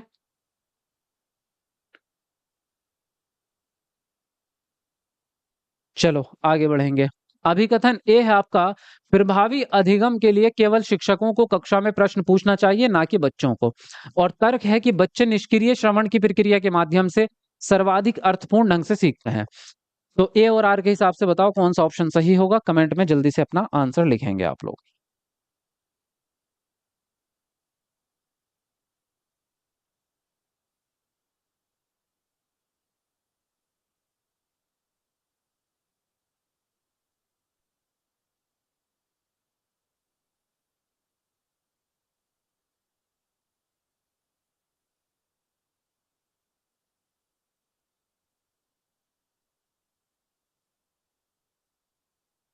हाँ जी, तो प्रभावी अधिगम के लिए केवल शिक्षकों को कक्षा में प्रश्न पूछने चाहिए, ना कि बच्चों को। तो ये बात तो गलत हो जाएगी, क्योंकि जब तक बच्चा प्रश्न ही नहीं पूछेगा तो बच्चा एक्टिव हो नहीं पाएगा आपकी क्लास में। और बच्चे के अंदर जो जिज्ञासा है, या बच्चे के अंदर जो डाउट्स हैं, वो कैसे क्लियर होंगे जब तक वो प्रश्न नहीं पूछेगा। बच्चे निष्क्रिय श्रवण की प्रक्रिया के माध्यम से सीखेंगे, ये बात भी गलत है, क्योंकि बच्चा निष्क्रिय नहीं बल्कि सक्रिय होकर के चीजों को सीखता है। तो यहाँ दोनों ही बातें आपकी क्या है, गलत है। डी ऑप्शन आपका राइट हो जाएगा, ए और आर दोनों गलत हैं आपके। आगे आते हैं। अभिकथन ए है आपका, शिक्षकों को विद्यार्थियों की जरूरतों के अनुसार उचित व उपयुक्त पाठ प्रदान करना चाहिए। और तर्क है आपका कि अधिगम या सीखना एक सहयोगी प्रक्रिया है। तो बताएंगे आप जरा कौन सा ऑप्शन यहाँ पर सही होगा, लिखेंगे तुरंत फटाफट से अपना आंसर। चलो जल्दी से लिखो।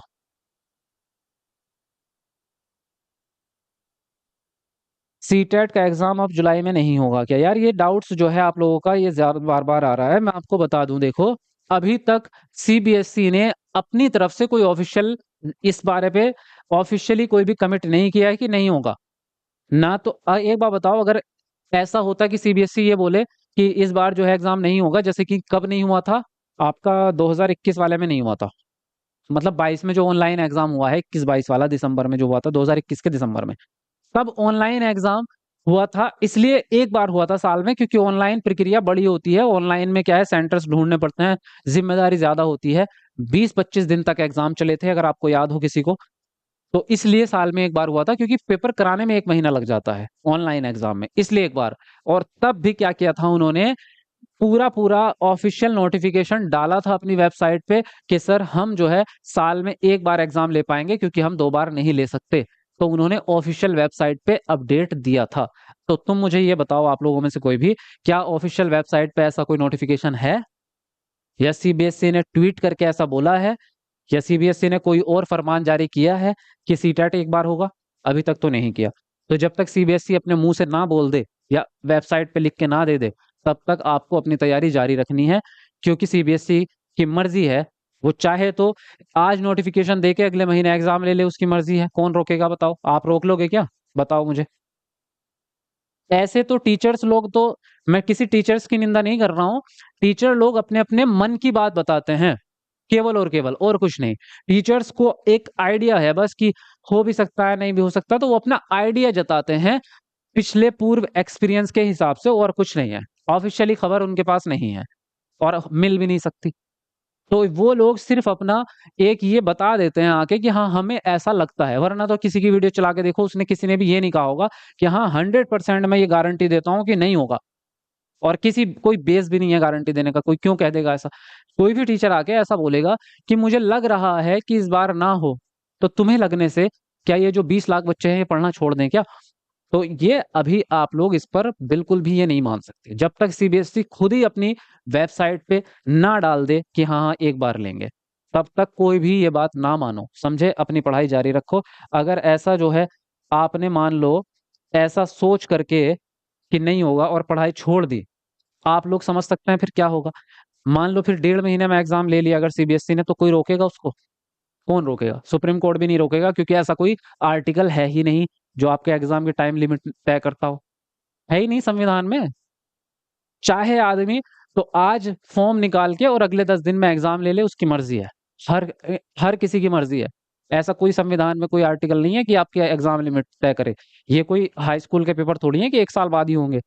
तो ऐसा कोई नहीं है। जैसे सुपर टेट आया था उत्तर प्रदेश में, केवल 28 दिन दिए थे, फॉर्म भी उसी के अंदर भरे गए थे और एग्जाम भी उसी के अंदर हो गया था।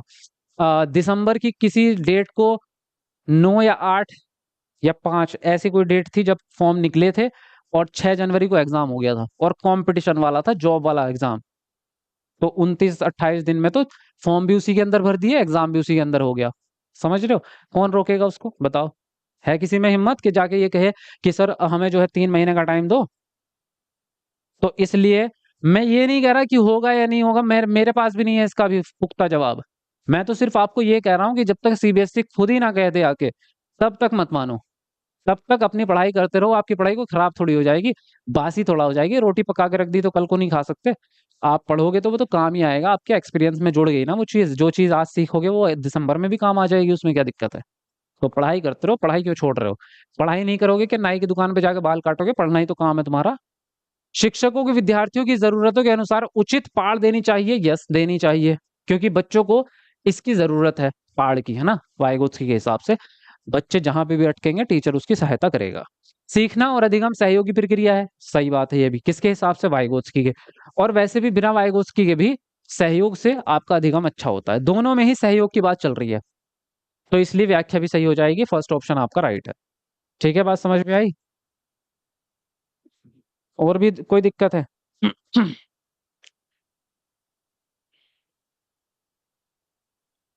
हम्म। 2023 में नोटिफिकेशन 9 जून को आया था और एग्जाम 20 अगस्त को हुआ था। हाँ तो आता है भाई नोटिफिकेशन लेट भी। मैं तो कब से आपसे यही कह रहा हूँ कि नोटिफिकेशन लेट होने का मतलब ये नहीं होता कि एग्जाम नहीं होगा। ऐसा बहुत बार हुआ है कि नोटिफिकेशन लेट हुआ है। सितंबर में भी हुआ है पेपर सी टेट का, अगर आपको याद हो। आपको भले ही ना पता होगा, पुरानी बात होगी, 2015-16 की बात है। सितंबर में भी हुआ है सी टेट का पेपर। सितंबर के बाद फिर दिसंबर में दोबारा भी हो गया था। तो ऐसा नहीं है सीटेट के कि जुलाई में ही होना कंपलसरी है, जरूरी नहीं होता। जुलाई की जगह अगस्त में हो जाएगा, अगस्त की जगह नहीं सितंबर में हो जाएगा, होगा जरूर। तो ये मत सोचो आप कि नहीं होगा। लेट हो गया तो क्या ही फर्क पड़ गया लेट होने से। शिक्षकों को प्राथमिक माध्यमिक स्कूली कक्षाओं में बच्चों की असफलता को किस प्रकार देखना चाहिए? बच्चों की कम योग्यताओं का प्रतिबिंबन। दूसरा है शिक्षकों की कम योग्यताओं का प्रतिबिंबन। सी है माता पिता की कम योग्यताओं का प्रतिबिंबन। और डी है स्कूली तंत्र की कार्यशीलता का प्रतिबिंबन। तो बताओ यहाँ पर कौन सा ऑप्शन सही होगा आपका? चलिए फटाफट लिखेंगे अपना।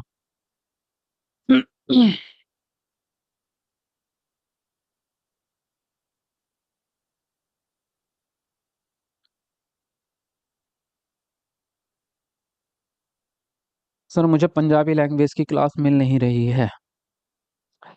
मनप्रीत को और पंजाबी की क्लास आपको कहीं नहीं मिलेगी, क्योंकि पंजाबी कोई पढ़ाता भी नहीं है। तो इसके लिए आपको सेल्फ स्टडी करनी पड़ेगी। क्योंकि जो पंजाबी है वो एक लैंग्वेज है, तो जो हम हिंदी पेडागोजी पढ़ाते हैं सेम कॉन्सेप्ट तो वही रहता है। केवल उसको ट्रांसलेट कर लो पंजाबी में, बस आपका काम इतना है कि उसको अपनी भाषा में ट्रांसलेट कर लो, ठीक है? और कोई दिक्कत आपको नहीं आएगी।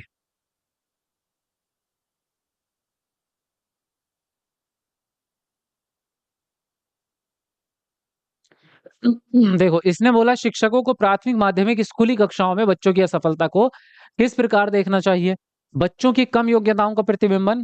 तो बच्चों की कम योग्यता तो नहीं मानेंगे कि बच्चे के अंदर योग्यता नहीं थी इसलिए फेल हो गया।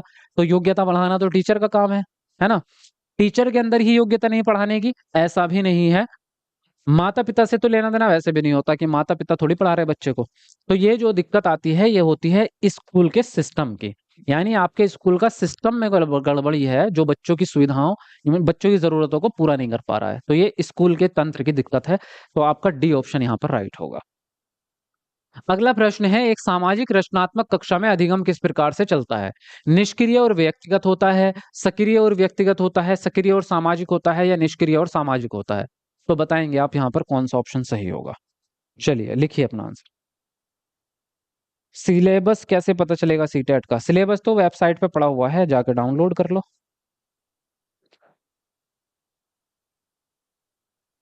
सेम ही सिलेबस है, जैसे जो हिंदी पेडागोजी का सिलेबस है वही पंजाबी पेडागोजी का भी है, वही इंग्लिश पेडागोजी का भी है, वही उर्दू पेडागोजी का भी है। सब कुछ का लैंग्वेज का सिलेबस सेम ही होता है सबका।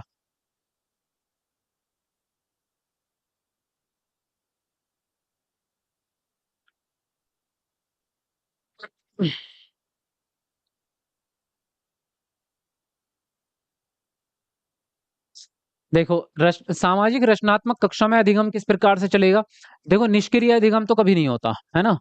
अधिगम कभी निष्क्रिय नहीं हो सकता। अधिगम हमेशा एक्टिव ही रहेगा, यानी सक्रिय रहेगा आपका। तो सक्रिय के साथ साथ जो है, व्यक्तिगत माने या सामाजिक माने, तो अधिगम होता है सामाजिक। क्योंकि अधिगम अकेला बच्चा नहीं करता, अधिगम हमेशा एक दूसरे से मिलके ही होता है। आप कोई भी चीज सीखोगे तो हमेशा किसी दूसरे के सामने ही, या किसी दूसरे को, चाहे आप उसको दोस्त बनाओ या दुश्मन, तभी आपकी स्टोरी कंप्लीट होगी, वरना हो ही नहीं पाएगी। आप किसी पार्क में जाके अकेले बैठे हो, क्या आप कुछ सीखेंगे वहां? कभी भी नहीं। या तो आप वहां, जब आपके साथ में दो चार बच्चे और होंगे खेलने वाले, तो आप बैडमिंटन खेल रहे हो मान लो, तो या तो वो बच्चा जाल के उस तरफ हो या इसके आपके इस तरफ हो, लेकिन आपके साथ ही है वो। मैच जब होता है क्रिकेट में, तो 11 लोग इधर होते हैं, 11 उधर। तो इसका मतलब ये नहीं कि वो 11 लोग जो है वो आपको कुछ सिखा नहीं रहे हैं। बेटा, वो सिखाते हैं कि कल को और अच्छे से देख के आना, और अच्छे से प्रैक्टिस करके आना, क्योंकि आप लोग जो है, आपने बहुत कम रन बनाए हैं। तो वो दुश्मन टीम जो है ना, वो भी आपको सिखा के जाती है। ऐसा नहीं है कि वो, उसका रोल आपके जीवन में नहीं है, होता है सबका, है ना। व्यक्तिगत नहीं होता, लर्निंग जो होती है वो हमेशा सामाजिक रहेगी। तो सी ऑप्शन यहाँ पर आपका सही होगा। आपके बैच में क्लास का टाइमिंग क्या है? या टाइमिंग आप लोग जो है रोज कैसे भूल जाते हैं? देखो, टाइमिंग आपका जो है 10 बजे है सुबह में, फिर 11 बजे है सुबह आपका, और फिर 12 बजे है, 1 बजे भी है आपकी एक क्लास, 1 बजे अब हट चुकी है, और फिर शाम को जो है आपकी 8 बजे है। हाँ, तो यहाँ पे कह रहे हैं कि खाली स्थान में समस्या को कई मध्यवर्ती लक्ष्यों में विभाजित किया जाता है, और फिर प्रत्येक उप लक्ष्य को हल करने पर ध्यान केंद्रित किया जाता है। तो कार्यात्मक स्थिरता में, कलन विधि में, साधन लक्ष्य विश्लेषण में, या अनुक्रिया समुच्चय में, क्या आएगा आपका खाली स्थान में? ये आप बताएंगे। चलिए फटाफट से अपना आंसर लिखेंगे आप लोग। असर्शन और रीजनिंग मुझे आज तक समझ नहीं आया। अच्छा, कोई बात नहीं, अब आ जाएगा, इतना मुश्किल नहीं है। सर, कब से क्लास चल रही है? 7 बजे ये क्लास स्टार्ट होती है आपकी, 7 बजे।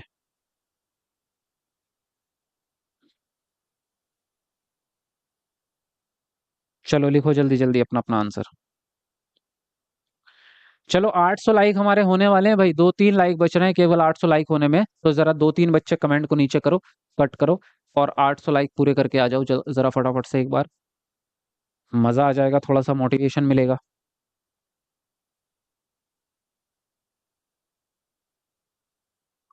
देखो, इसने बोला किस प्रकार की समस्या में समस्या को मध्यवर्ती लक्ष्यों में, यानी कि बड़ी समस्या है उसको छोटे छोटे भागों में बांट देते हैं, और फिर छोटे छोटे भागों को पूरा कर लेते हैं।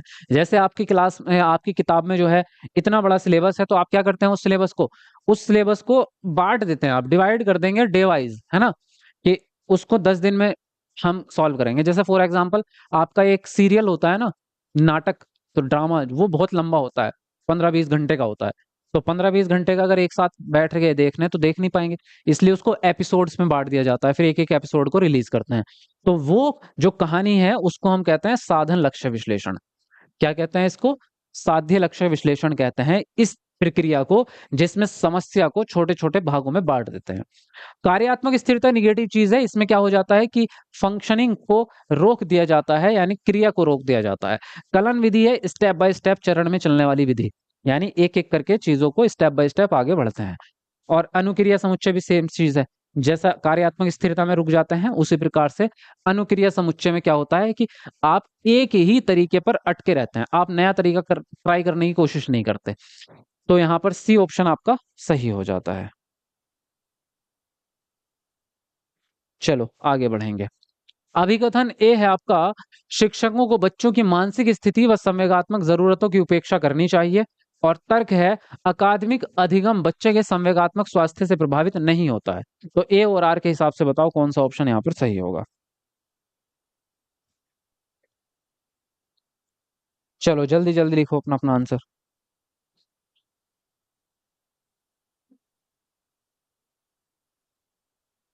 सर आप डेली क्लास नहीं लेते हैं सीडीपी की? डेली ही होती है भाई, 7 बजे डेली क्लास होती है, शाम को 7 बजे।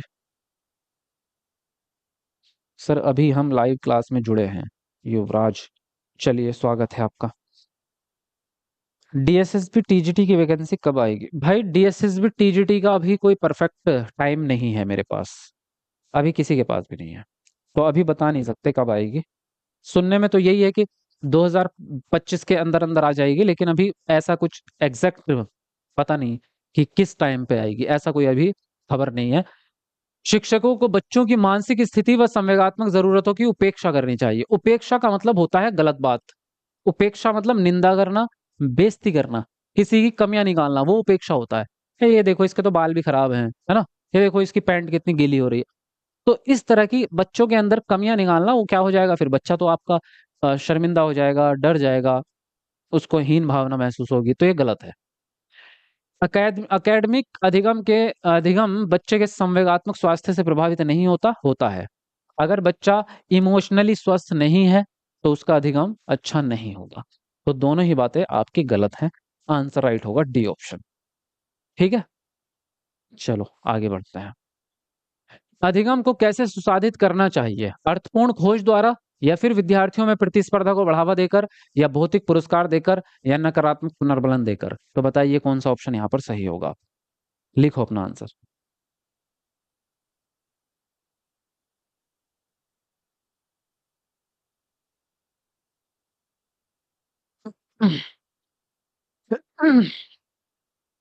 जी फटाफट से लिखेंगे अपना आंसर।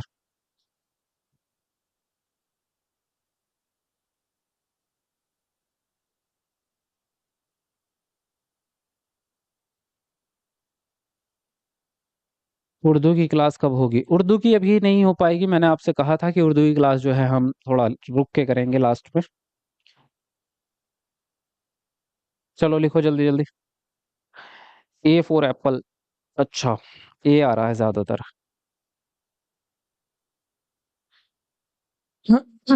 देखिए, तो इसने बोला है आपसे कि अधिगम को कैसे सुसाधित करेंगे। सुसाधित का मतलब होता है आगे बढ़ाना, यानी अधिगम को आगे लेके जाना, पॉजिटिव। तो अर्थपूर्ण खोज द्वारा ही आगे लेके जाएंगे, क्योंकि अर्थपूर्ण तो है ही अच्छी चीज। खोज में लर्निंग बाय डूइंग होती है, क्योंकि बच्चा उसमें इंक्लूड होता है, नई जानकारी की खोज करता है। प्रतिस्पर्धा निगेटिव चीज होती है कि बच्चों को आपस में कंपटीशन करा रहे हो।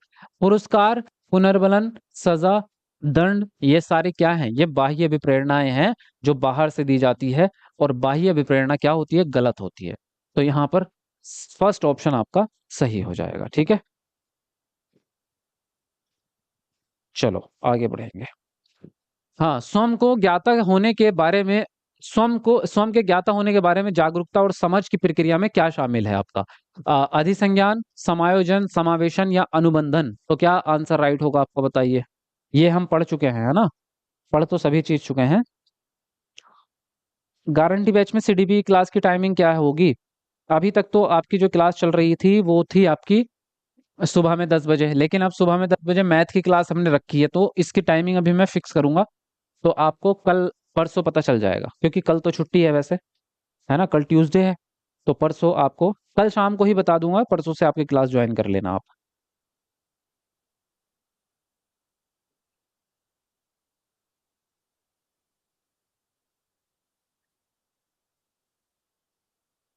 चलो जल्दी जल्दी करो अपना अपना आंसर।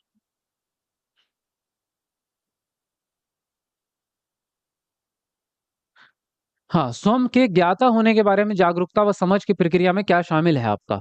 तो स्वयं के ज्ञाता होने के बारे में, यानी अपने ही बारे में जानना, खुद के बारे में जानना, अपनी समझ के बारे में जानना, उसको हम कहते हैं अधिसंज्ञान। क्योंकि खुद के बारे में जो ज्ञान होता है वो तो संज्ञान कहलाता है। संज्ञान ही तो है, जो आपकी क्षमताएं हैं उसको संज्ञान तो कहते हैं। और संज्ञान के बारे में पता होना अधिसंज्ञान होता है, मेटाकॉग्निशन। जीन पियाजे के सिद्धांत में मैंने आपको ये पढ़ाया था, आपको याद होगा, है ना। तो फर्स्ट ऑप्शन यहाँ पर आपका सही हो जाएगा। ठीक।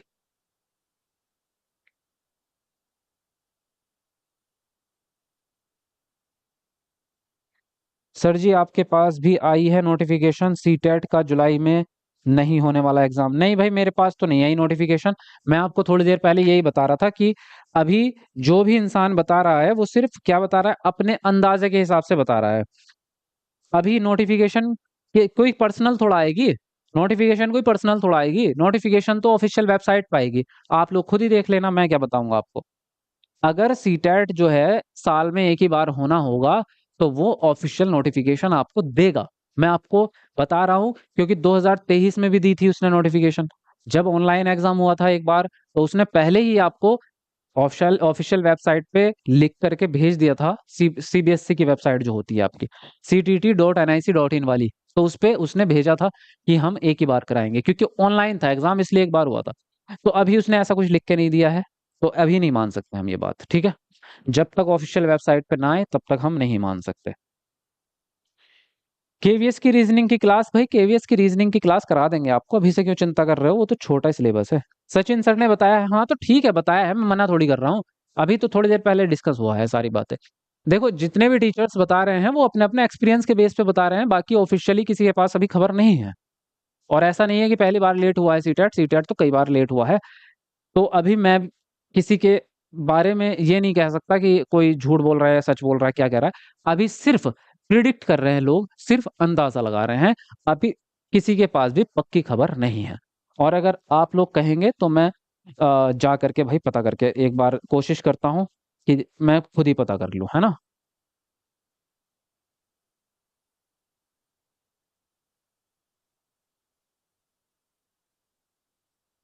ठीक है। बाकी आप ये सोच के पढ़ाई मत छोड़ो, पढ़ाई छोड़ोगे तो आपका ही नुकसान रहेगा। देखो शिक्षकों में मान्यता रखनी चाहिए कि योग्यता खाली स्थान है, और विद्यार्थियों को खाली स्थान के लिए प्रोत्साहित करना चाहिए। अच्छा, तय करने के लिए, कौन से लक्ष्य तय करने के लिए, तो खाली स्थान में कौन से शब्द आएंगे बताओ।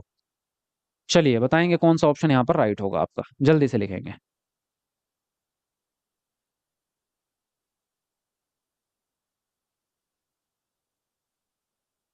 हाँ, आप आए तो बाहर आई, thank you so much sir, thank you जी।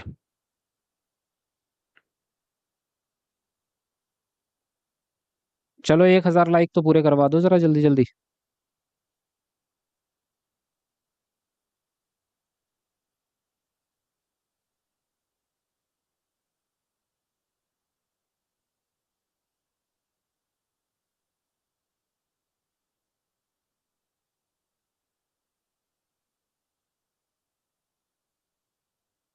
देखो इसने बोला है शिक्षकों में मान्यता रखनी चाहिए कि योग्यता जो है वो स्थिर तो नहीं होती है।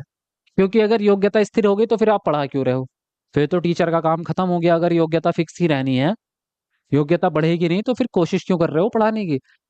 पढ़ाते तो इसीलिए है ताकि बच्चे की योग्यता को हम बढ़ा सकें। तो हम ये मानते हैं कि योग्यता कैसी है, वार्धिक है, यानी उसको बढ़ाया जा सकता है। और बच्चे को भी हम यही सिखाते हैं कि आपकी योग्यता बढ़ सकती है, आपको यही मानना है, जो कि सत्य बात है। और योग्यता बढ़ाने के लिए आपको किस प्रकार के लक्ष्य चाहिए, आपको महारत उन्मुख लक्ष्य चाहिए। महारत बढ़ाएंगे तभी तो योग्यता बढ़ेगी। प्रदर्शन का मतलब है दिखावा, केवल दिखावा करने के लिए पढ़ाई करोगे तो योग्यता नहीं बढ़ेगी। योग्यता तभी बढ़ेगी जब महारत उन्मुख लक्ष्य आप तय करेंगे। तो आंसर राइट होगा आपका सी ऑप्शन यहाँ पर। ठीक है। ठीक है, आगे बढ़ते हैं। प्रेरणा और सीखने के बारे में इनमें से कौन सा कथन सही है? पहला ऑप्शन है सीखना तब प्रभावी होता है जब छात्र सजा से बचने के कारण अभिप्रेरित होते हैं। दूसरा है सीखना तब प्रभावी होता है जब छात्रों में आंतरिक अभिप्रेरणा हो। और सी ऑप्शन है सीखना तब प्रभावी होता है जब छात्र बाहरी रूप से प्रेरित हों। और डी है कि सीखने में प्रेरणा की कोई भूमिका नहीं होती है। तो बताएंगे आप यहाँ पर कौन सा ऑप्शन सही होगा। चलिए लिखेंगे अपना अपना आंसर। सर कल छुट्टी है, कल ही आप पता लगाने के लिए जाएंगे ना प्लीज। कल नहीं जा सकते हम, क्योंकि कल तो छुट्टी रहेगी तो ऑफिस ही बंद रहेगा। फिर हम पर्सनल भी थोड़ा, भाई अपनी भी जिंदगी होती है, तो घर के कुछ काम होते हैं तो ट्यूसडे में निपटा देते हैं हम।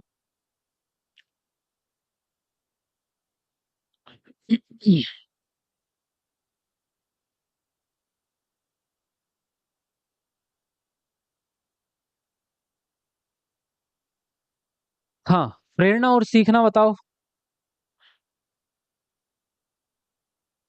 प्रेरणा यानी मोटिवेशन। तो मोटिवेशन का आपके सीखने में कितना बड़ा रोल है? वो तो बहुत बड़ा रोल है भाई, बिना मोटिवेशन के पढ़ाई थोड़ा होगी।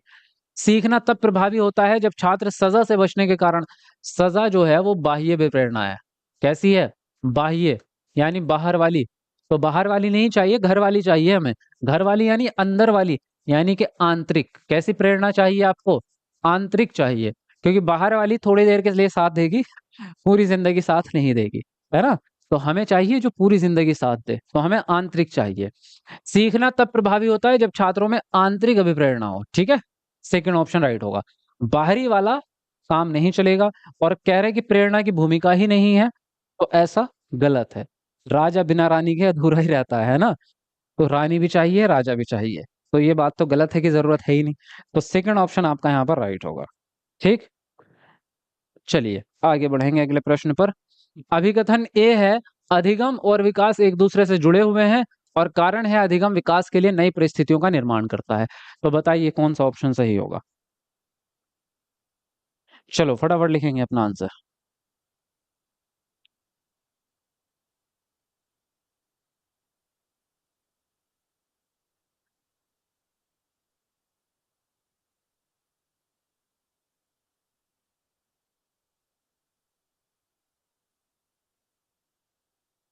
हाँ, लिखो जल्दी जल्दी।